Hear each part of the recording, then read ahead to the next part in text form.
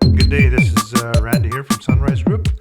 Today I want to talk about why you should stop focusing on retention of your employees. I know that sounds kind of weird, but bear with me here for the next few minutes. Do you know that only 28% of the workforce is happy and fulfilled at work? It's kind of crazy. It's a whopping 72% of people aren't happy at work, where they spend the most of their lives. So just think of your employees. Are 72% of them not happy? Like 3/4 of them? That's not very good. And maybe you're doing a really good job in developing your people and they're happy. However, the stats usually aren't wrong. So let's talk about what we as leaders can do to turn that around. Well, a very important thing is to develop your people. And yeah, I know you might say you don't have time, it's expensive, and what if they quit anyway? But let me just mention here, what's more costly?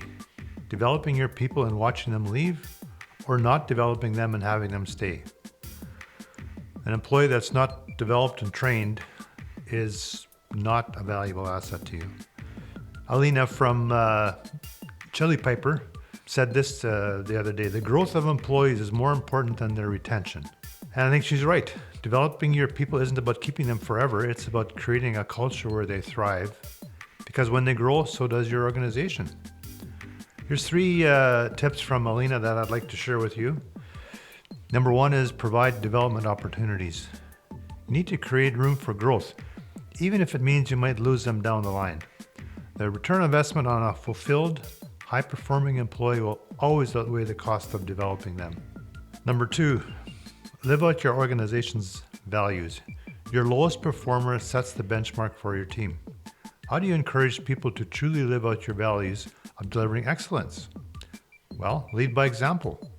While you may not be the leader, you can be a leader by setting the tone for those who work with you. People are always watching the leaders and those that are even perceived as leaders or coworkers. They can have a huge influence. Number 3, hire the right people. In the interview process, are you more focused on skill or passion? I found that when you hire for passion, skills can be learned easily. But the other way around, you end up with a highly skilled engineer or sales rep who may understand their trade, but will never be bought into the why. So these are just a couple of tips. I would really encourage you to develop your people. And there's many really good courses that are available to develop your people. I mean, some of it you can do yourself, but sometimes getting an outside perspective is also great. So at the end of the day, develop your people, and many of them will stay, and you'll have a better culture and you'll have more success. That's it for today.